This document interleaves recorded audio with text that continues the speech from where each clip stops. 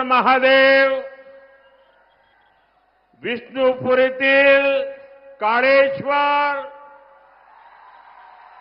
यांच्या चरणी नतमस्तक होतो. महात्मा बसवेश्वर यांना मी कोटी कोटी वंदन करतो. सर्व नांदेडकरांना माझा नमस्कार. मैं मराठवाड़ा की धरती से स्वामी रामानंद तीर्थ और श्री नामदेव जैसे संतों को इस धरती में जन्मे स्वतंत्रता सेनानियों को भी श्रद्धापूर्वक प्रणाम करता हूं. साथियों, आज पूरे महाराष्ट्र में बीजेपी और महायुति के समर्थन में एक लहर चल रही है. आज हर किसी की जुबान पर एक ही नारा है, भाजपा महायुती आहे तर गती आहे, महाराष्ट्राची प्रगती आहे. ये सज्जन कुछ फोटो लेके आए हैं. ये फोटो ले लीजिए भाई. मुझे देने के लिए लाए हैं कि दिखाने के लिए लाए हैं? देने के लिए लाए हैं. जरा सिक्योरिटी के लोग वो फोटो ले लीजिए, मुझे पहुंच जाएगा. मैं आपका आभारी हूं. हां, दे दीजिए इनको.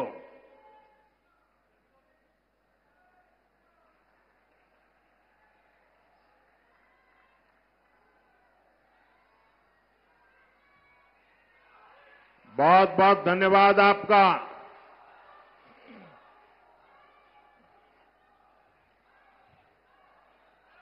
साथियों, आज देश विकसित भारत के लक्ष्य के साथ आगे बढ़ रहा है और देश की जनता जानती है कि इस लक्ष्य की प्राप्ति के लिए भाजपा और उसके सहयोगी दल ही गंभीरता से काम कर रहे हैं. इसलिए भाजपा और एनडीए सरकारों को देश के लोग बार बार चुन रहे हैं. केंद्र में देश ने लगातार तीसरी बार एनडीए को सेवा का मौका दिया है. लेकिन इस बार उसमें नांदेड़ का फूल नहीं था भाई.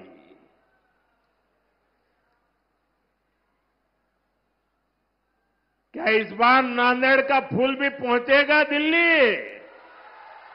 पक्का पहुंचेगा. देखिए, आज मैं डबल ड्यूटी कर रहा हूं. एक तो मैं मोदी के लिए भी मदद मांग रहा हूं और दूसरा महाराष्ट्र के उज्जवल भविष्य के लिए भी आपसे आशीर्वाद मांगता हूं.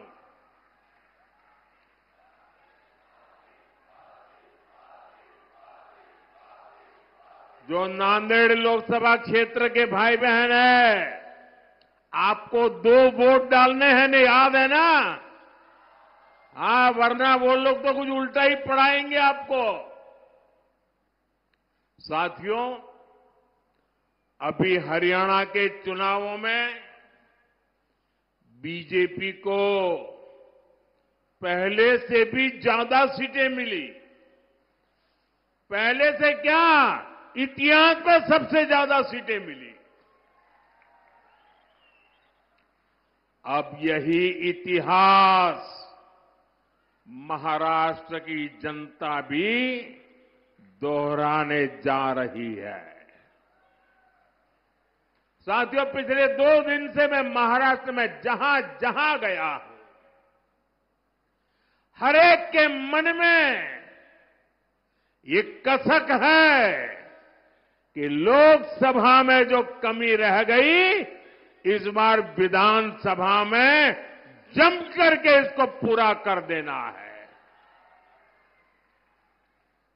लोग कह रहे हैं विकसित महाराष्ट्र के लिए महायुति की सरकार चाहिए।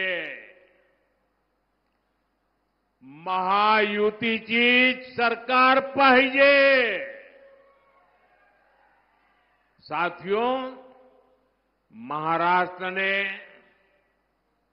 कांग्रेस के प्रकोप को, उनके पापों को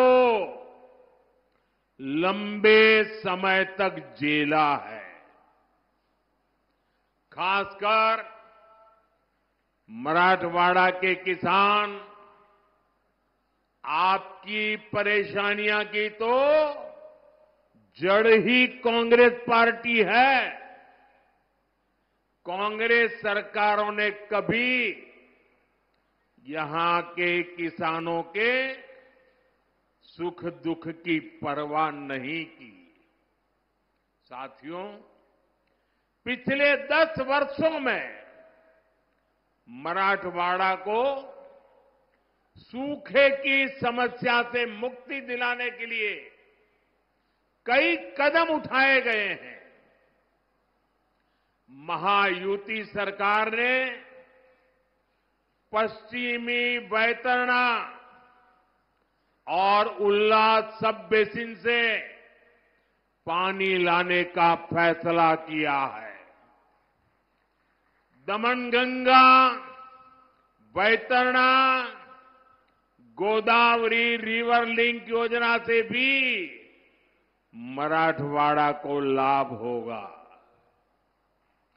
मराठवाड़ा में 11 सिंचाई योजनाओं को मंजूरी दे दी गई है। इस क्षेत्र की सिंचाई की समस्या दूर करने के लिए मराठवाड़ा वाटर ग्रिड परियोजना शुरू की गई थी, लेकिन जब महाअगाड़ी की सरकार आई तो उसने इस पर रोक लगा दी। अब महायुति की सरकार ने इसे दोबारा गति दी है। साथियों, किसानों की हित ये हमारी सबसे बड़ी प्राथमिकता है। महाराष्ट्र के 1.25 करोड़ से ज्यादा किसानों को पीएम किसान सम्मान निधि का फायदा मिला है। नांदेड़ में 5 लाख से ज्यादा किसानों के खाते में, मैं सिर्फ नांदेड़ की बात कर रहा हूं, लगभग 1,500 करोड़ रुपए भेजे हैं। ये कुछ नौजवान लेके आया है बड़ा प्यार से, भाई कब से हाथ ऊपर करके खड़ा है, उसका हाथ थक जाएगा, जरा ले लीजिए। धन्यवाद भैया आपके प्यार के लिए। ये आपका प्यार ही मेरी ताकत है भाई। साथियों, यहां के सोयाबीन किसानों को संकट से उबारने के लिए आर्थिक सहायता भी दी गई है। साथियों, पिछले 2.5 वर्षों में मराठवाड़ क्षेत्र में 80,000 करोड़ रुपए का निवेश हुआ है। इससे रोजगार के हजारों नए अवसर तैयार हुए हैं। दिल्ली मुंबई इंडस्ट्रियल कॉरिडोर इस क्षेत्र को नई पहचान दे रहा है। रेल कोच फैक्ट्री और लॉजिस्टिक पार्क ने यहां विकास के नए द्वार खोले हैं। समृद्धि महामार्ग से इस क्षेत्र की प्रगति को नई रफ्तार मिली है। नांदेड़ से गुजरने वाले शक्तिपीठ एक्सप्रेसवे से पूरे मराठवाड़ की अर्थव्यवस्था को नई ऊंचाई मिलेगी।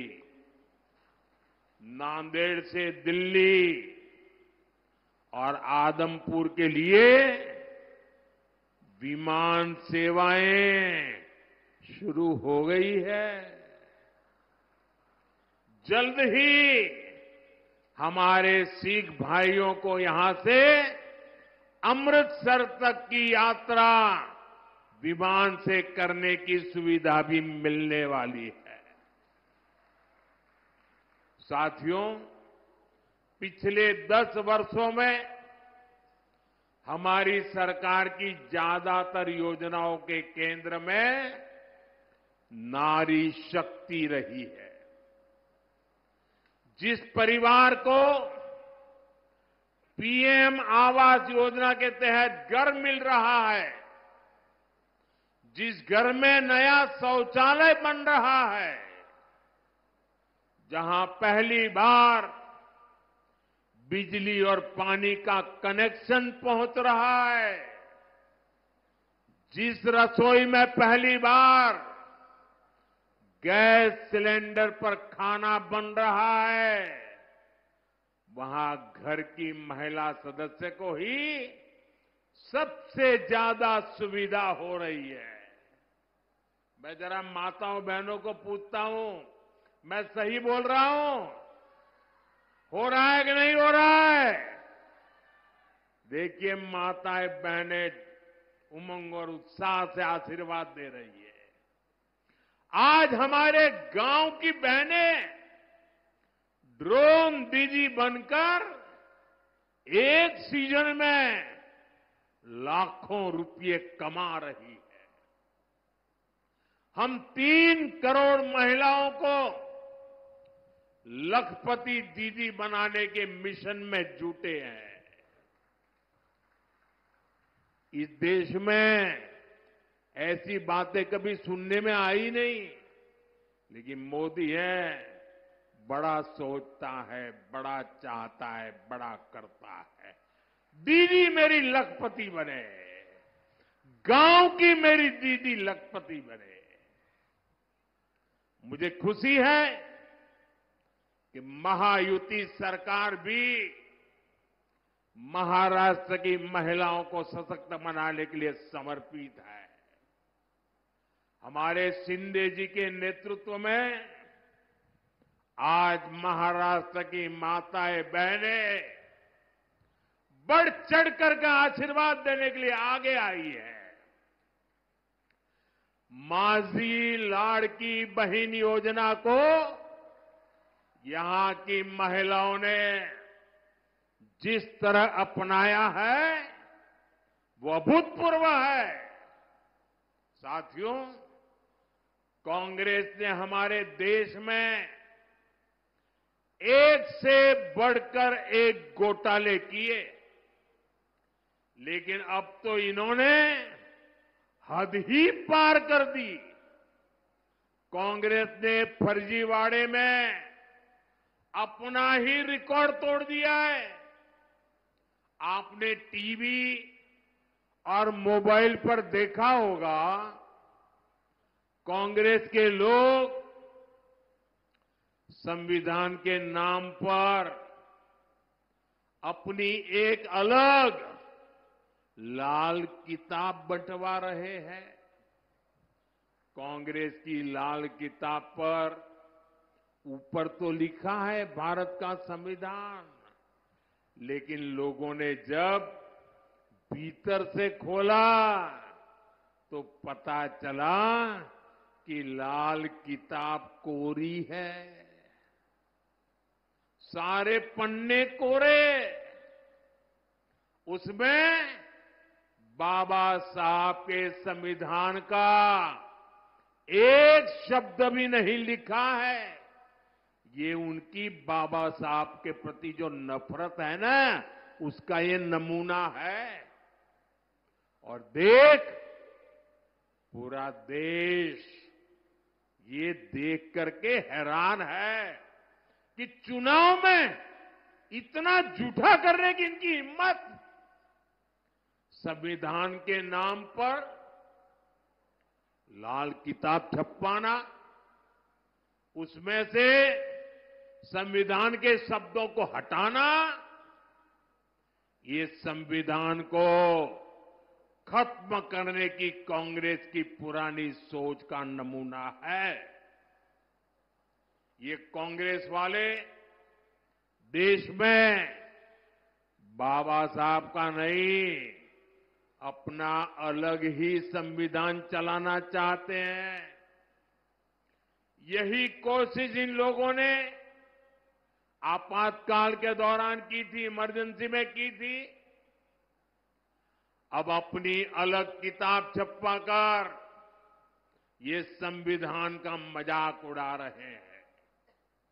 सच्चाई ये है कि कांग्रेस और उसके साथियों को बाबा साहब के संविधान से नफरत है। साथियों, आजादी के बाद कांग्रेस पार्टी ने बाबा साहब के संविधान के साथ सबसे पहला विश्वासघात कश्मीर में किया था। पूरे देश ने बाबा साहब के संविधान को स्वीकार किया, लेकिन कांग्रेस पार्टी ने आर्टिकल 370 के जरिए कश्मीर में अलग विधान चलाया। कश्मीर में हमारे तिरंगे की जगह अलग झंडा चलाया। कांग्रेस ने जम्मू कश्मीर के दलितों को उनके कोई अधिकार नहीं दिए।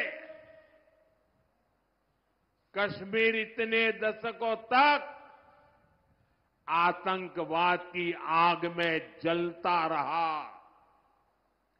कश्मीर में अलगाववाद फलता फूलता रहा। देश को पता भी नहीं चलने दिया। इस देश में 75 साल तक 2 संविधान चले और बाबा साहब के संविधान की बातें करते हैं।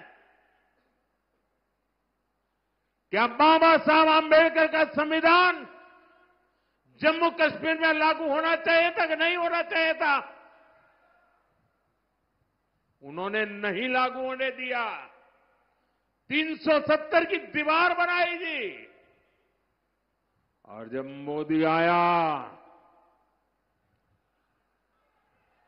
दशकों के इंतजार के बाद हमने कश्मीर को आर्टिकल 370 की जकड़ से आजाद करवाया। 370 की दीवार को हमेशा हमेशा के लिए जमीन में गाड़ दिया है।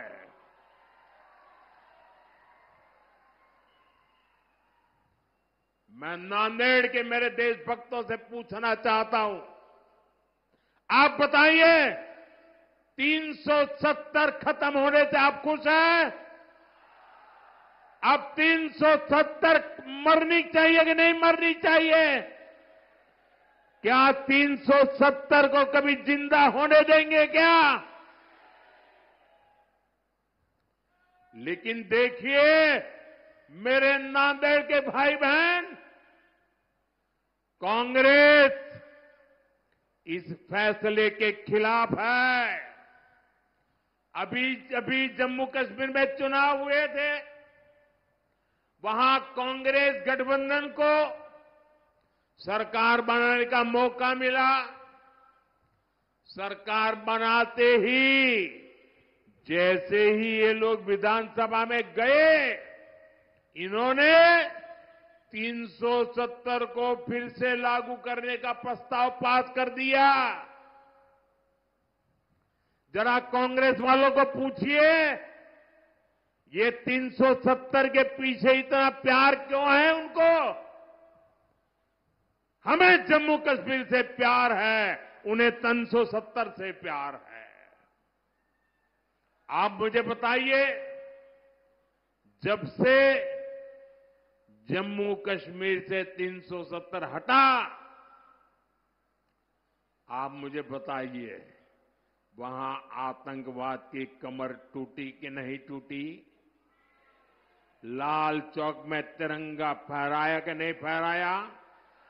लाल चौक में लोगों ने दिवाली मनाई कि नहीं मनाई? वहां अलगाववादी अलग थलग पड़ गए कि नहीं पड़ गए? इतना ही नहीं, कश्मीर में विकास को नई गति मिली है। वहां लोकतंत्र मजबूत हुआ। दलितों को पहली बार आजादी के 75 साल के बाद पहली बार दलितों को उनके अधिकार मिले हैं। लेकिन इससे परेशान कौन हुआ? सबसे ज्यादा परेशान हुआ पाकिस्तान, और दूसरा कांग्रेस और उसके साथी। अब तक पाकिस्तान पूरी दुनिया में घूम घूम कर 370 बहाल करने की मांग कर रहा था। कोई उसकी सुनने वाला नहीं था। लेकिन अब कांग्रेस ने पाकिस्तान का एजेंडा जम्मू कश्मीर विधानसभा के भीतर चला दिया है। क्या कोई भी देशभक्त, कोई भी मेरा मराठी मानुस ऐसी कांग्रेस को माफ कर सकता है क्या? मुझे पूरी ताकत से हाथ ऊपर करके जवाब दीजिए। ऐसी कांग्रेस को माफ कर सकते हैं क्या? ऐसी कांग्रेस को माफ कर सकते हैं क्या? ऐसी कांग्रेस को सजा दोगे कि नहीं दोगे? इस चुनाव में उनको पराजित करोगे कि नहीं करोगे? उनको सबक सिखाओगे कि नहीं सिखाओगे? कांग्रेस वाले जरा देख लो, ये महाराष्ट्र के स्वाभिमानियों की धरती है। महाराष्ट्र ये देश पर मर मिटने वालों की धरती है। जो लोग राजनीति के लिए इस स्वाभिमान से समझौता कर रहे हैं, जो लोग बाला साहब ठाकरे की विरासत के साथ धोखा कर रहे हैं, उन्हें महाराष्ट्र के लोग जरूर सबक सिखाएंगे। साथियों, बीते कुछ दशकों से देश में कांग्रेस का जनाधार लगातार तार तार हो रहा है, कम हो रहा है। इसकी सबसे बड़ी वजह है एससी समाज की एकजुटता, दलित समाज की एकजुटता, एसटी समाज की एकजुटता, आदिवासी समाज की एकजुटता, ओबीसी समाज की एकजुटता। आजादी के बाद जब तक एससी, एसटी, ओबीसी अलग अलग जातियों में बटे रहे, कांग्रेस मजबूत रही, केंद्र में सरकार बनाती रही। कांग्रेस की राजनीति को सूट करता है कि ओबीसी समाज की जातियां आपस में लड़ती रहे। कांग्रेस को ये बर्दाश्त नहीं हो रहा है कि पिछले 10 वर्षों से देश में एक ओबीसी प्रधानमंत्री है, वो सबको साथ लेकर चल रहा है। इसलिए वो ओबीसी की पहचान खत्म करके अलग अलग जातियों में बांटने का खेल खेल रही है। कांग्रेस बड़े समूह वाले ओबीसी से ओबीसी की पहचान छीनकर उसे छोटे छोटे समूहों वाली अलग अलग दर्जनों जातियों में बांट देना चाहती है। इसलिए यहां नांदेड़ में कांग्रेस माली को वाणी से लड़ाना चाहती है, तांबोली को कुंभार से लड़ाना चाहती है, कांग्रेस सुतार को सुनार से लड़ाना चाहती है, कांग्रेस निहाली को निराली से लड़ाना चाहती है, कासार को मणेरी से लड़ाना चाहती है, तेली को पांचाल से भिड़ाना चाहती है। कांग्रेस ओबीसी को छोटे छोटे समूहों में तोड़कर आपस में लड़ा करके आपसे बड़े समूह वाली आपकी जो पहचान बनी है, आपकी जो एक ताकत खड़ी हुई है, उसे बर्बाद करना चाहती है, छीनना चाहती है, तोड़ना चाहती है। आप याद रखिए, जब आप अलग अलग जाति में बटेंगे तो आपकी संख्या कम होगी, फिर कांग्रेस वाले आपका आरक्षण आपसे छीनेंगे। यही कोशिश नेहरू जी से लेकर राजीव गांधी तक सबने की थी। अब वही काम, वही चालबाजी करके कांग्रेस के शहजादे देश की जनता की आंख में धूल झोंक रहे हैं। उनका मकसद यही है, और इसलिए मैं देशवासियों को कहता हूं, समाज को तोड़ने वाली इनकी प्रवृत्तियों से सावधान रहना है। हम एक रहेंगे तो सेफ रहेंगे, हम एक रहेंगे तो हम एक रहेंगे तो हम एक रहेंगे तो हम एक रहेंगे तो साथियों, विकसित भारत तभी संभव है जब महाराष्ट्र विकसित होगा, महाराष्ट्र का हर परिवार समृद्ध होगा। केंद्र और महायुति की सरकार आपके सपनों को पूरा करने में जुटी है। महायुति के उम्मीदवारों को भारी बहुमत से जिताकर आप अपने भविष्य को सुरक्षित करेंगे। आपने आज हम सब पर इतनी बड़ी तादाद में आकर के जो आशीर्वाद बरसाया है, मैं नांदेड़ की धरती का, नांदेड़ के लोगों का, इस पूरे क्षेत्र के लोगों का सर झुका करके आभार व्यक्त करता हूं। मेरे साथ बोलिए भारत माता की, भारत माता की। दोनों हाथ ऊपर करके पूरी ताकत से बोलिए भारत माता की, भारत माता की, भारत माता की। बहुत बहुत धन्यवाद।